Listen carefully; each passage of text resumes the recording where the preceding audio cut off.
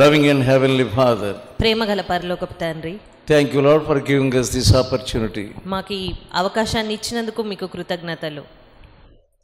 We are unworthy to come into your presence, మీ సన్నిధిలోనికి రావడానికి మేము అయోగ్యులము. but you are gracious towards us. అయినప్పటికీ మీరు మా ఎడల కృప కలిగి ఉన్నారు.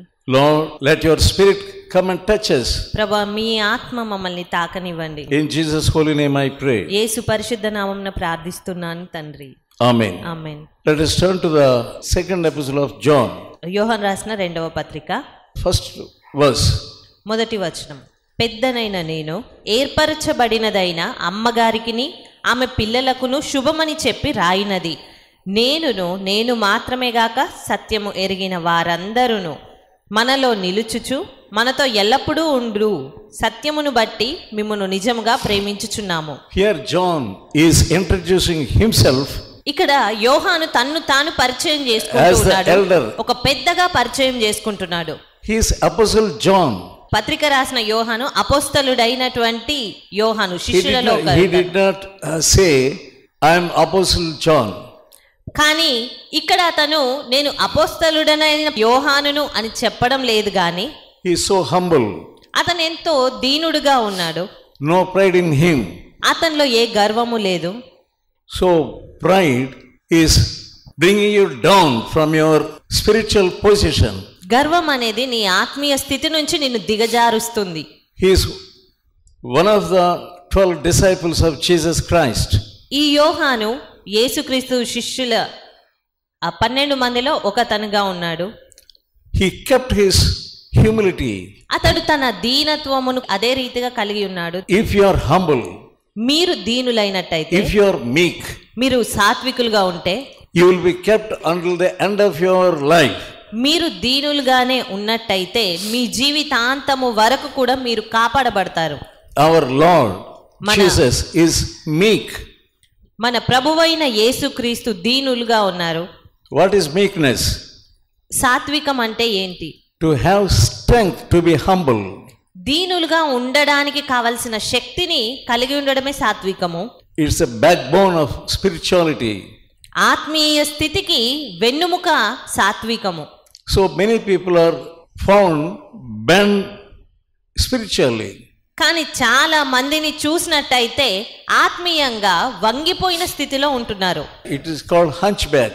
నడుము విరిగిపోయినటువంటి పరిస్థితిలో ఉన్నారు. You are not strong. మీరు బలవంతులుగా లేరు. You are not potential. శక్తి కలిగి లేరు. మీరు You are not standing erect. తిన్నగా నిలవబడిన పరిస్థితిలో మీరు లేరు. So how he is exhibiting his humility? కానీ ఇక్కడ అతను తన యొక్క దీనత్వం ఏ రీతిగా చెప్తున్నారు? I am Reverend so and so. నేను ఇంకా ఎవరినో లేదా నేను రెవరెండ్ని మరి ఇంకేదో అని అతను పరిచయం I am చేసుకోవడం లేదు. not Dr. so and so. నేను డాక్టర్ ఇది లేదా అది అని తన పేరుని అలాగా They will చెప్పట్లేదు. have their titles after their name. చాలా మంది తమ పేర్లకు ముందు ఎన్నో టైటిల్స్ ని కలిగి ఉంటారు. And degrees. లేదా వారి డిగ్రీలను కలిగి They ఉంటారు. are so proud of that. వారు దాన్ని బట్టి ఎంతో గర్విష్ఠులుగా ఉంటారు. Some people are proud of their houses. కొంతమంది తమ ఇళ్లను బట్టి గర్విస్తూ ఉంటారు. When we enter into their houses, మనము వారి ఇళ్లలోకి ప్రవేశిస్తే they will take us to all the rooms. ముందుగా వారు మనల్ని వారి ప్రతి రూమ్ కి తీసుకెళ్లి చూయిస్తారు. They want us to see all the furniture. మనము వారు కలిగి ఉన్న ఫర్నిచర్ వస్తువు అంతటిని చూడాలి అని ఆశపడతారు. If you want to be great in the kingdom of God, నీవు దేవుని రాజ్యంలో గొప్పవాడవుగా ఉండాలనుకుంటే be a servant of all. అందరికి పరిచారకుడుగా ఉండు. If you are a servant, నీవు ఒకవేళ పరిచారకుడు అయితే, if you have the mind of a servant, ఒక సేవకునికి లేదా పరిచారకునికి ఉండవలసిన మనసును కలిగి ఉంటే, you will be like this John. నీవు ఈ యోహాను వలె ఉంటావు. This John, he introduced himself in that letter as the elder.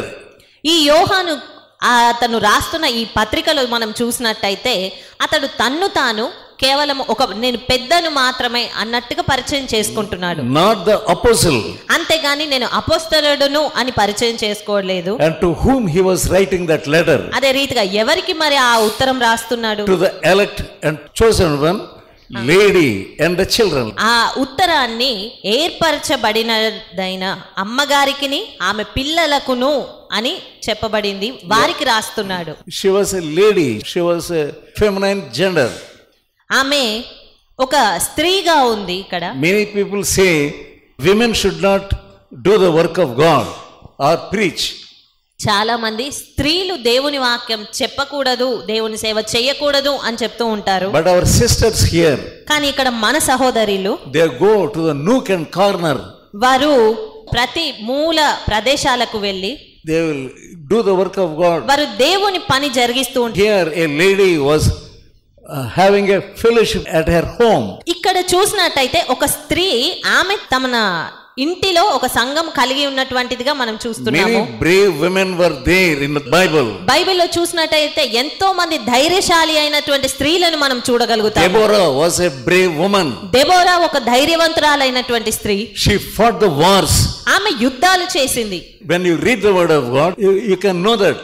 మరి మన వాక్యాలు చదువుతూ ఉన్నప్పుడు ఎందరి గురించో మనం చదవగలుగుతాము. And Mary was a bold woman. మరియను చూసినట్టయితే ఆమె కూడా ఎంతో ధైర్యం కలిగిన స్త్రీగా ఉంది. Even the ministry of Paul, Saint Paul, పరిశుద్ధుడైన పౌలు చేసినటువంటి పరిచర్యలో a sister by name Phoebe was there. మరొక సహోదరి ఫీబీ అనేటువంటి సహోదరి కూడా ఆ సమయంలో Many women in the Bible. మరి ఎందరో స్త్రీలు ఈ బైబిల్లో ఉన్నారు. Even in these days also, మరి all over the world there are many sisters working for the word of God. మరి ఈ దినాల్లో కూడా చూసినట్టయితే ఎంతో మంది స్త్రీలైన వారు దేవుని కొరకు పరిచర్య చేస్తూ ఉన్నారు. You are a young man. మరి మీరు చూస్తే మీరు యవనస్తులుగా ఉన్నారు. You are working and going here and there for your own things, for other things, but not for the kingdom of God. మీరు వస్తున్నారు, వెళ్తున్నారు, ఎన్నో జరిగిస్తున్నారు, కానీ అది కేవలం దేవుని రాజ్యం కొరకు మాత్రం చేయడం లేదు. You are not able to preach the word of God. మీరు దేవుని వాక్యాన్ని బోధించలేని వారిగా ఉంటున్నారు. You are ఉంటున్నారు. not able to tell your testimony to others. మీ సాక్ష్యాన్ని ఇతరులకు పంచుకోలేకపోతున్నారు. You are traveling. మీరు ఎంతో ప్రయాణం జరిగిస్తూ ఉన్నారు, చేస్తూ ఉన్నారు. I do not know whether you are giving your testimony to others sitting before you or beside you. అయితే ఆ ప్రయాణాల్లో మీ దగ్గర లేదా మీ ప్రక్కన కూర్చున్న వారితో మీ సాక్ష్యం పంచుకుంటున్నారో లేదో నాకైతే తెలియదు. And here he was writing to the lady and her children. ఇక్కడ యోహాను పెద్దదైన ఆ అమ్మగారికి తన పిల్లలకు రాస్తూ ఉన్నాడు ఈ ఉత్తరము. And what he was telling, whom I love in truth. సత్యమును బట్టి నేను నిజముగా ప్రేమించిన వారికి అని చెప్తున్నాడు. He was mentioning about truth. అతడు నిజమును గూర్చి ఇక్కడ ప్రస్తావిస్తున్నాడు. Is there truth in your life?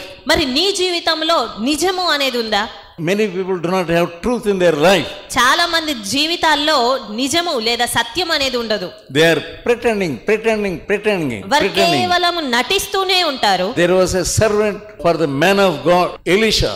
Elisha అనే ప్రవక్త యొద్ద ఒక సేవకుడు ఉన్నాడు. There was no truth in him. అతనిలో ఏ సత్యము లేదు. His eyes were on the world. అతని దృష్టి లోకం మీద ఉన్నది. Already he has gathered many things. అది వరకే అతను ఎన్నింటినో సమకూర్చుకున్నాడు కూడా. He was the lover of the world. అతడు లోకమును ప్రేమించే వ్యక్తిగా ఉన్నాడు. He did not catch the truth in the Elisha. అయినప్పటికీ ఆ ప్రవక్త అయిన ఎలీషాలో ఉన్న సత్యమును మాత్రము అతను గ్రహించలేకపోయాడు. And all of a sudden the man of God asked him, where did you go? ఆ సేవకునితో ఎలీషా అకస్మాత్తుగా అడిగాడు, ఎక్కడికి వెళ్ళావు నీవు అని. I did not go anywhere. నేను ఎక్కడికి వెళ్ళలేదు. Did not my mind come after you when you went to the chariot? నీవు రథము వెనకాల పరిగెత్తుచున్నప్పుడు నా మనసు నీతో కూడా రాలేదా అని. The leper Naaman came and he was healed. కుష్ఠరోగి అయిన నయమాను వచ్చాడు, స్వస్థతను అందుకున్నాడు. He wanted to give some gifts అతడు to the man of God. దేవుని సేవకునికి కొన్ని బహుమానాలు ఇద్దాం అనుకున్నాడు. But that man of God rejected. కానీ ఆ దైవ సేవకుడు వాటిని వద్దు అని తృణీకరించాడు. He did not want to receive them. వాటిని తీసుకునే ఇష్టత అతనికి లేదు. But this man Gehazi, he saw all those things and said, why my master was not receiving? కానీ ఈ సేవకుడుగా ఉన్నటువంటి గెహాజీ మాత్రము వాటిని ఇష్టపడి ఉన్నాడు. నా యొక్క యజమానుడు ఎందుకు వీటిని తీసుకోవట్లేదు అని తలంచాడు. And his mind told him, go and get those gifts, run after the chariot. అతని మనస్సు చెప్పింది అతనితో, నువ్వు మాత్రం వెళ్ళు, ఆ రథం వెనకాల పరిగెత్తి అతను ఇచ్చే వాటిని తీసుకో అని. He obeyed his mind. అతడు తన మనసు చెప్పిన మాటకు విధేయత He చూపించాడు. did not abide to the truth. అంతేగాని సత్యము అందు నిలిచిన వ్యక్తిగా గెహాజీ లేడు. You may be here sitting. Is there truth in you? మరి ఇక్కడ మీరు కూర్చున్నారు, మరి మీలో సత్యం ఉన్నదా, నిజం ఉన్నదా? Where was this church? ఈ సంఘం ఎక్కడ ఉన్నది? Let's turn to 1 Peter 5th chapter and verse 13. మొదటి పేతురు 5వ అధ్యాయము 13వ వచనం చూసినట్టయితే, బబులోనులో మీ వలె నేర్పరచబడిన ఆమెయు నా కుమారుడైన మార్కును మీకు వందనములు చెప్పుచున్నారు. He was writing to the church. అతడు సంఘమునకు రాస్తున్నాడు, addressing సంఘమునకు చెప్తూ to this ఉన్నాడు. lady. ఆ సంఘమునకు రాస్తూ ఈ యొక్క స్త్రీ గూర్చి చెప్తూ ఉన్నాడు. ఇక్కడ I salute you and so Marcus my son. నా కుమారుడైన మార్కును మీకు వందనములు చెప్పుచున్నాడు అని చెప్తున్నాడు. She who is in Babylon, the church was at Babylon. ఇక్కడ బబులోనులో అని రాయబడి ఉంది. ఆ సంఘం అనేది బబులోనులో ఉన్నది. It is a sister's church. సహోదరి యొక్క సంఘముగా ఉన్నది. And the children also, they loved truth. మరి వారి యొక్క పిల్లలు సైతము సత్యమును ప్రేమించువారుగా ఉన్నారు. She was abiding to the truth and the children also are abiding to truth. What a church. Church of truth. మరి అక్కడ ఆమె కలిగి ఉన్న సంఘము, ఆమె సత్యమందు నిలిచి ఉన్నది, ఆమె పిల్లలు సైతము సత్యమందు నిలిచిన వారుగా ఉన్నారు. If you love the truth, మీరు సత్యమును ప్రేమిస్తే it will deliver you from the darkness. అది చీకటి నుంచి మీకు విడుదలను కలగజేస్తుంది. The truth will release you from the clutches of the devil. సత్యము మిమ్మల్ని అపవాది బంధకాల నుంచి స్వతంత్రులుగా చేస్తుంది. If there is lie in you, మీలో సత్యము లేకుండా అబద్ధం ఉన్నట్టయితే, you are in the prison of lie.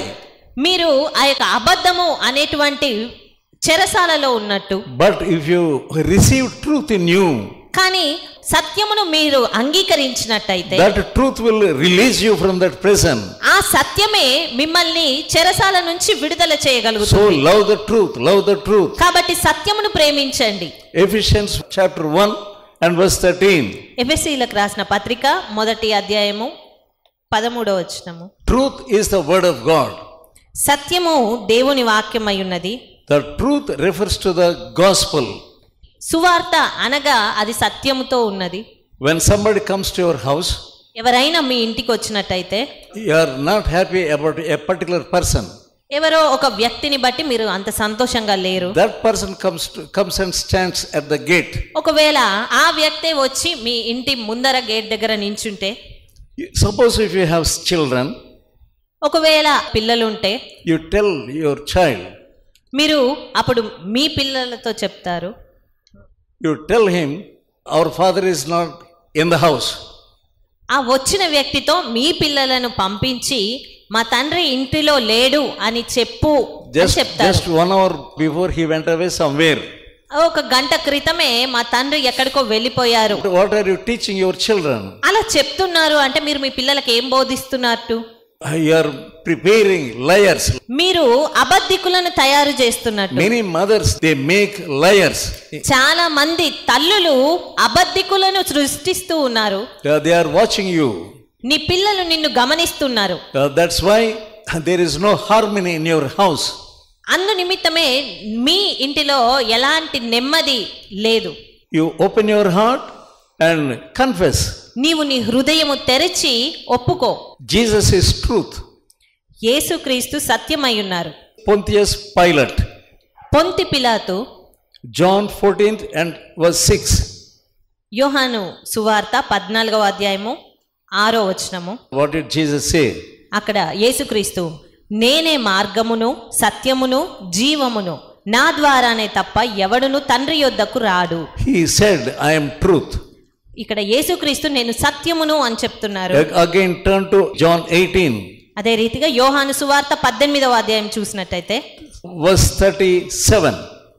37వ వచనము. అందుకు పిలాతు, నీవు రాజువా అని ఆయనను అడగగా, యేసు, నీవన్నట్టు నేను రాజునే, సత్యమును గూర్చి సాక్ష్యం ఇచ్చుటకు నేను పుట్టి తిని, ఇందు నిమిత్తమే ఈ లోకమునకు వచ్చి తిని. Jesus came into this world to testify the truth. యేసుక్రీస్తు లోకమునకు సత్యమును గూర్చి సాక్ష్యం ఇచ్చుటకు వచ్చారు. That Pilate was standing before this truth. పిలాతు ఈ సత్యము ముందర నిల్చొని ఉన్నాడు. The purpose of his coming, యేసుక్రీస్తు రాకడకు కారణమెల్లా to testify the truth. సత్యమును గూర్చి సాక్ష్యం ఇవ్వడమే. And he said, yes, as you said, I am the king. అవును, నీవన్నట్టు నేను రాజునే అని చెప్తున్నాడు. He heard the truth. పిలాతు ఆ సత్యమును విన్నాడు. He did not accept the truth. Jesus. అయినప్పటికీ అతను ఆ సత్యమును అంగీకరించలేదు, యేసును అంగీకరించలేదు. The truth was given to Pilate. సత్యం అనేది పిలాతుకు ఇవ్వబడింది. Jesus himself said, I came to testify the truth. యేసుక్రీస్తే స్వయంగా చెప్తున్నారు, నేను సత్యమునకు సాక్ష్యం ఇవ్వడానికి And వచ్చాను. I am the king.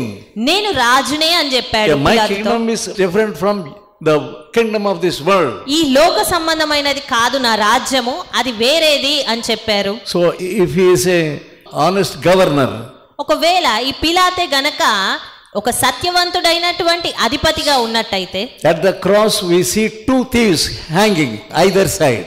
మరి క్రీస్తు సిలువ ఎదుట చూసినట్టయితే అక్కడ ఇద్దరు దొంగలు ఇరువైపులా సిలువ వేయబడడం మనం చూస్తాము. One thief accepted Jesus.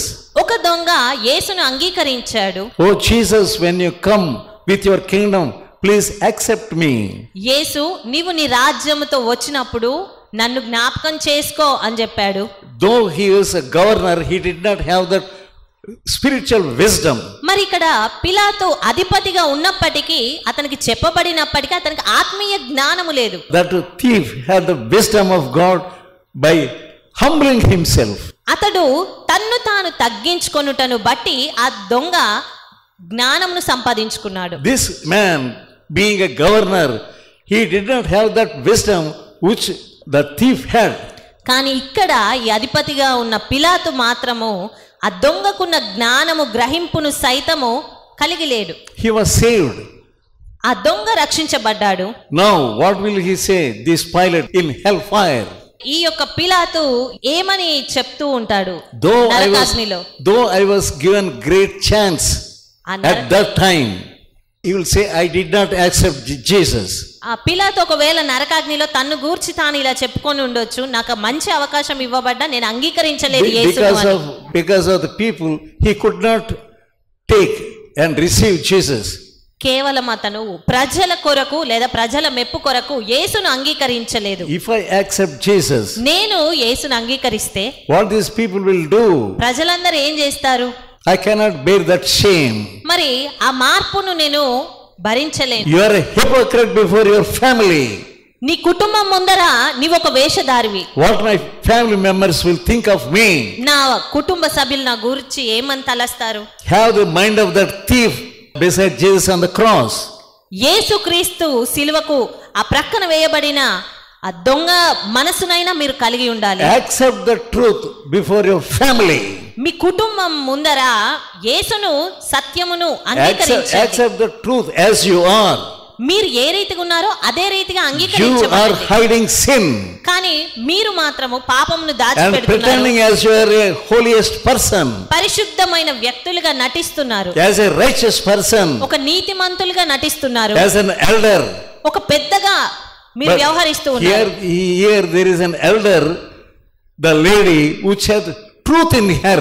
కానీ ఇక్కడ చూస్తే ఇక్కడ ఒక స్త్రీ, ఆమె పెద్దగా ఉన్నది, ఆమెలో సత్యం ఉన్నది. Why her children were obeying her and received truth?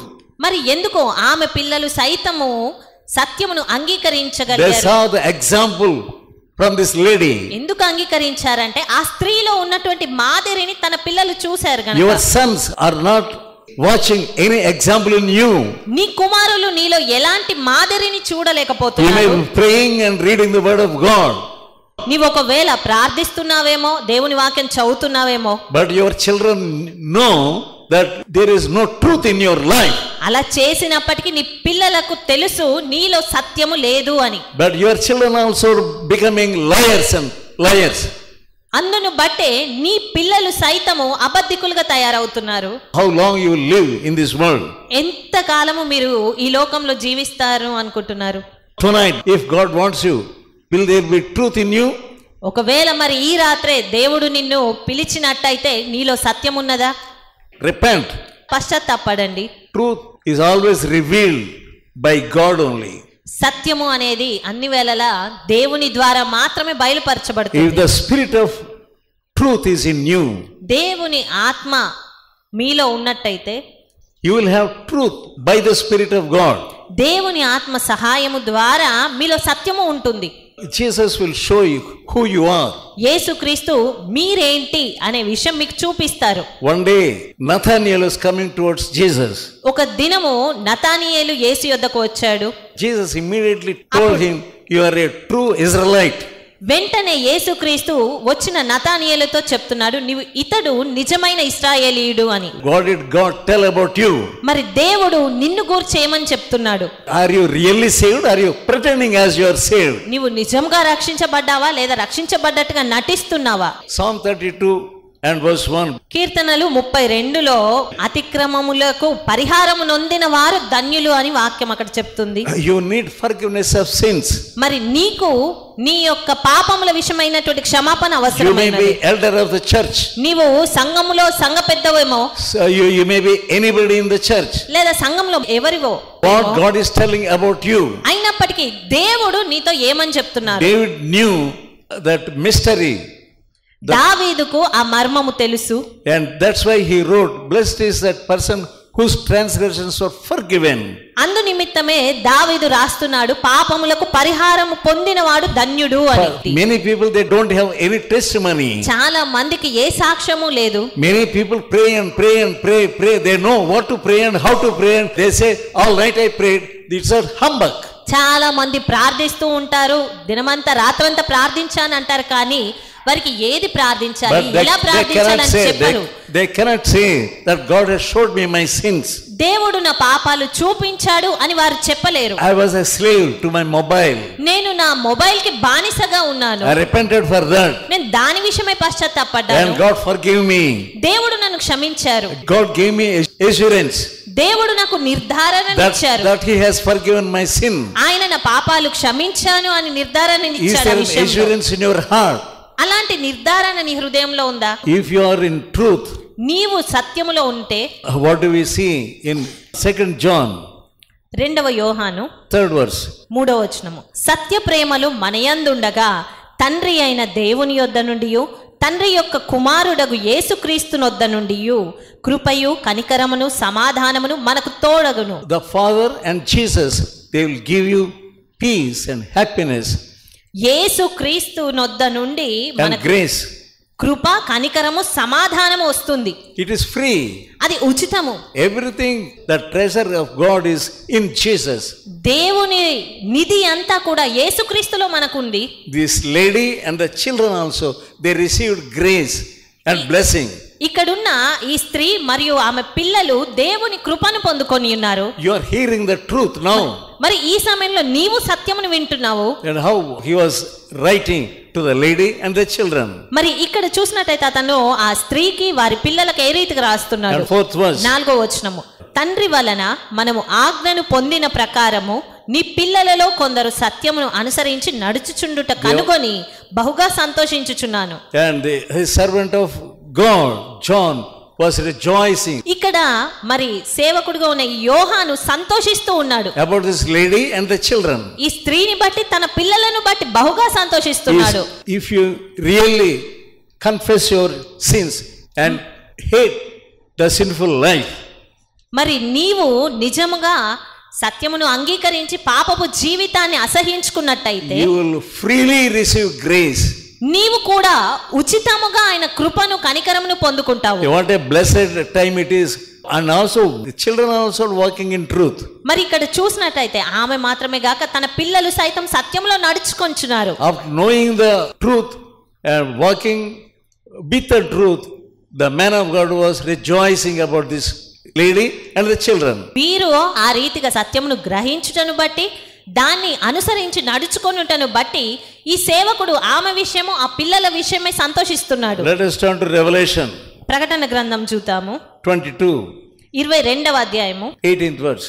18వ వచనము, ఈ గ్రంథమందున్న ప్రవచన వాక్యములను విను ప్రతి వానికి నేను సాక్ష్యం ఇచ్చినది ఏమనగా, ఎవడైనను వీటితో మరి ఏదైనాను కలిపిన ఎడల ఈ గ్రంథములో రాయబడిన తెగుళ్ళు దేవుడు వానికి కలుగజేయును.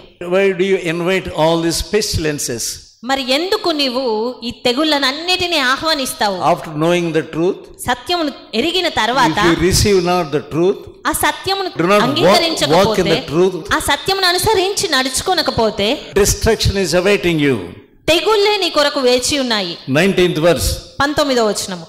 ఎవడైనను ఈ ప్రవచన గ్రంథమందున్న వాక్యములలో ఏదైనను తీసివేసిన ఎడల దేవుడు ఈ గ్రంథంలో రాయబడిన జీవ వృక్షములలోను పరిశుద్ధ పట్టణములోను వానికి పాలు లేకుండా చేయును. After knowing the truth, సత్యమును మీరు తెలుసుకున్న తర్వాత you don't have partake in the happiness of heaven. మీరు ఈ పర సంబంధమైన సంతోషంలో పాలివారుగా కావడం లేదు. You cannot enter into heaven. మీరు పరలోకంలో ప్రవేశించలేరు. Now you are hearing the truth. ఈ సమయంలో మీరు సత్యమును Even వింటున్నారు. after hearing the truth, అయినప్పటికీ సత్యమును విన్న తర్వాత if కూడా you close your heart tightly, మీరు మీ హృదయాన్ని గట్టిగా మూసి you will ఉంచినట్లయితే not have any participation in the heavenly blessing. పరలోక సంబంధమైన ఆశీర్వాదాల్లో ఏ పాలి భాగము మీకు ఉండదు. Because you are not obeying Jesus, మీరు యేసును అంగీకరించని కారణంగా God cannot do anything in your life. దేవుడు నీ జీవితంలో ఏమీ చేయలేడు. Instead of receiving blessing, ఆశీర్వాదాన్ని పొందుకొనుటకు బదులుగా you will receive curse. శాపమును నువ్వు పొందుకుంటావు. Now look at the blood of Jesus. ఈ సమయంలో నువ్వు యేసు రక్తము వైపు చూడు. Like a stream, it is flowing and flowing. ఆయన రక్తము ప్రవహిస్తూనే ఉన్నది. Take hold of the blood and apply to your heart. ఆ రక్తమును నువ్వు అంగీకరించి దాన్ని నీ హృదయానికి అన్వయించుకో. By confessing your sin. నీ పాపములను If ఒప్పుకొనుటను you do బట్టి, not confess your sin, పాపమును గనక నీవు ఒప్పుకొనకపోతే you cannot have peace, joy and happiness. నీకు సమాధానము సంతోషము ఏది And ఉండదు. nobody will be happy about your life. నీ జీవితాన్ని బట్టి ఎవరు కూడా సంతోషంగా ఉండలేరు కూడా. Let us humble ourselves కాబట్టి మనల్ని మనం తగ్గించుకుందాం. and receive this truth ఆయన సత్యమును and అంగీకరిద్దాము. walk in this truth. ఆయన సత్యములో నడుచుకుందాము. Let us pray. ప్రార్థించుకుందాం.